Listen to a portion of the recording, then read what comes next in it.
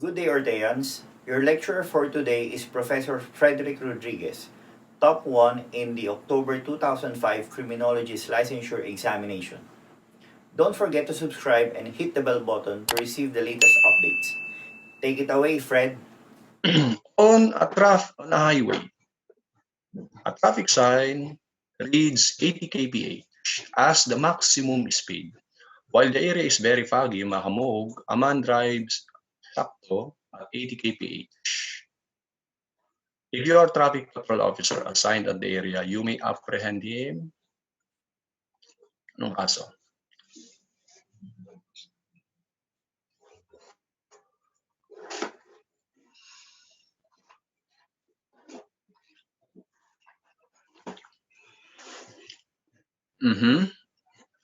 Pag sumagot ka ng A, tingnan natin na ano yung traffic, ano yung speed limit? 80 kph, tama? Ano yung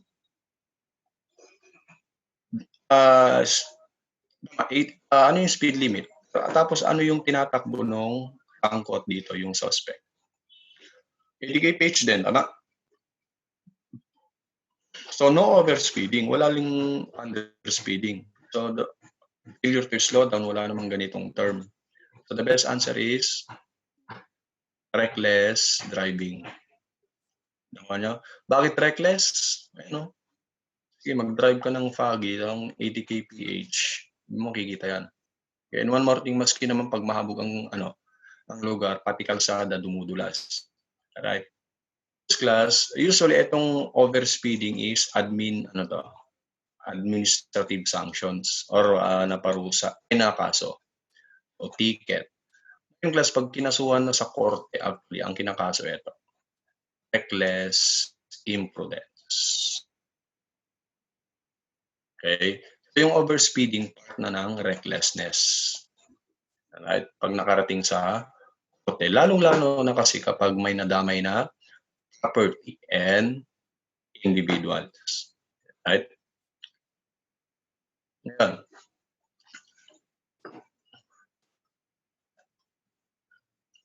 Okay.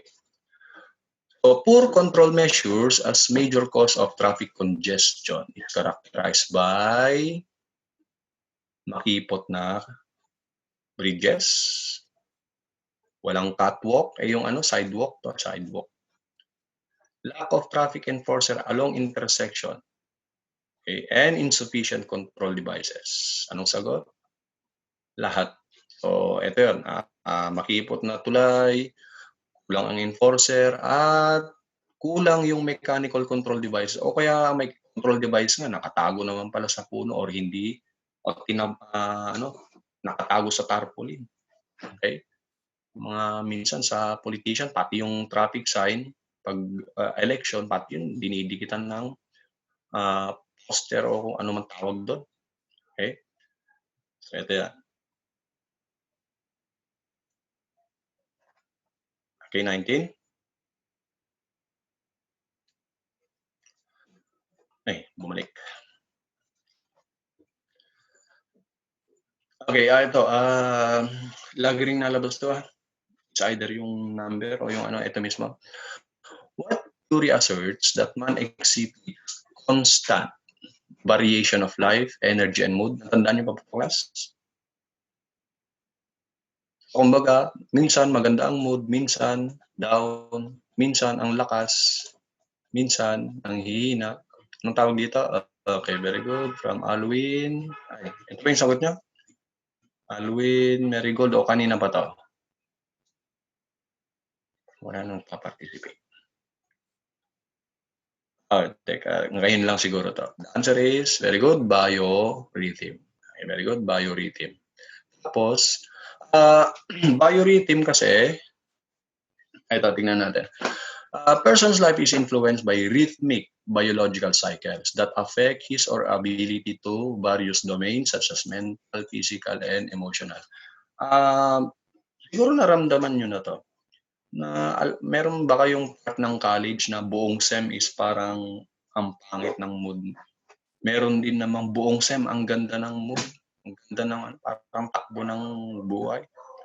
Okay? Hindi sinasabi yung takbo ng bayan na maganda, pero hindi, yung pakiramdam lang natin. So, yun daw yung tinatawag na biorhythm. Right? Now, pag in-apply sa traffic and trabaho, hindi lang ikaw, Teddy, maraming yan. Okay? Hindi lang ikaw yung normal yun. Normal yan actually. Okay? Actually, yung mga atleta natin, inaalam nila to. Ginagamit nila to. Although hindi pinapansin. But sa traffic naman, hindi pinapansin. Japanese, talagang pinapansin nila to. Tinitignan nila kung saan sila okay, tapos hindi okay. So, pag ibig sabihin nandun sila sa period na hindi okay, todo ingat sila. Okay talagang hindi na masyadong nag-drive. Okay? Let us see. Cycles of biorhythm, dapat yung i-memorize is this one. Physical cycle. Okay? 23-day cycle. So, ang cycle ngayon ng biorhythm, it's either high or low. Okay? Hatiin mo yung 23 days na yun, hati pa into half. Yung kalahati, diretsong high. Yung kalahati, diretsong low. Yung mga atleta, hindi naman tayo pare-paro yan, siyempre. Hindi pare-paro ng buwan, hindi pare-paro ng araw. Ginagawa ng mga athletes class, inaalam, nire-record nila kung saan sila maganda ang mood and all that. O yung talagang pakiramdam nila malakas na malakas. O, kanila malalaman na saan kung high and low. Ngayon, pag nandun sila sa araw na nandito sa high, tsaka nila binabakbakan ang training.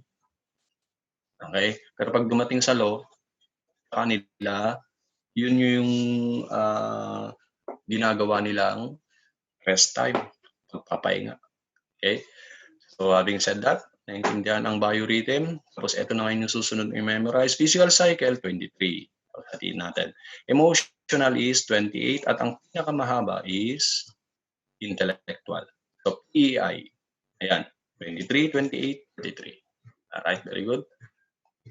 Okay, sige nga. Theory of biorhythm. Ilan yung physical cycle class? Ilang araw?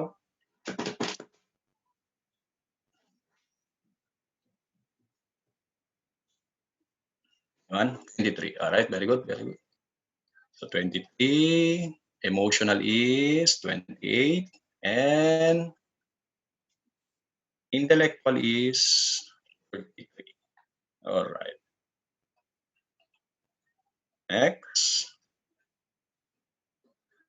The study of biorhythm is an important aspect of traffic safety because a person can avoid accident by ascertaining what? By hinting, knowing, or what? Ito kasi, feeling lang. Ito, intellectual. Ito, physical. Ito naman, physical, emotional, and intellectual. Anong best kaya? O di, dun tayo sa most complete, tama? Okay. Ascertaining physical, emotional, and intellectual condition in a certain day. Okay. So kasi pag physical high ka, malakas ka. Emotionally high is masigla, masaya. Pag intellectually high, creative. Okay? Ayan. Pag yung kabaliktaran nun, nasa low state naman siya. So, 21. Ano yung mga skid mark, scuff mark, then yung debris din. Marks left on the roadway by tires when the brakes were applied strongly. Tapos yung wheel slap, hindi na nagro-rotate. Anong tawag dito, class? Right skid mark. Okay? Yung tire mark, tingnan nyo na rin muna. Tire mark is left due to, skid mark is also known as tire mark that is left due to sudden application of brake. Pareho lang din, wheels are locked or not free to rotate. Kasi nga, nagkaroon ng sudden application of brake. Ito, naipunas. Okay, friction. Tires mark that is left due to sudden application of brake. So, ang point yan, pagdating sa traffic investigation, nangyaring hit and run. Wala man lang nakitang skid mark. Ang nakita lang tire mark, ibig sabihin yung traction is nakabakat sa pavement or sa kalsada. Ibig sabihin hindi nagpreno. Okay? Hindi pumreno. Ngayon naman, pag parang skid mark pero paliko, scarf mark naman ang tawag. So, dalawa yung cause. Yung mga mahilig mag-drifting dyan, alam yan?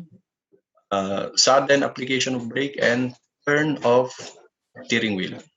Biglang kabig. Preno, biglang kabig. Scuff mark. Yun, class, kapag, ano naman ang tawag kapag yung skid mark naman, sorry.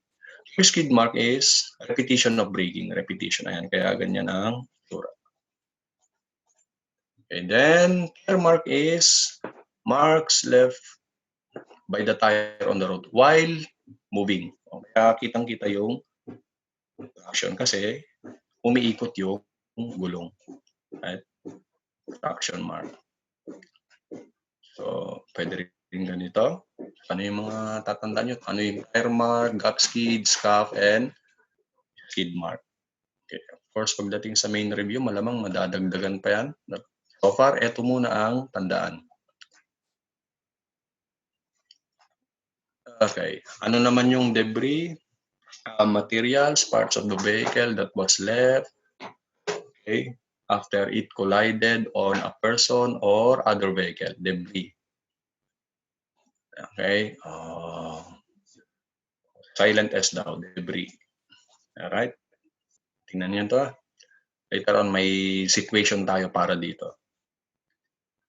If you want to learn more from him, take our Road to 1 Million challenge. If this channel hits 1 million subscribers, we will release the rest of his lectures. Or you can watch the rest of his lectures now by enrolling in Ortea Criminology Review. Just message us on our Facebook account for more details. See you soon, Orteans!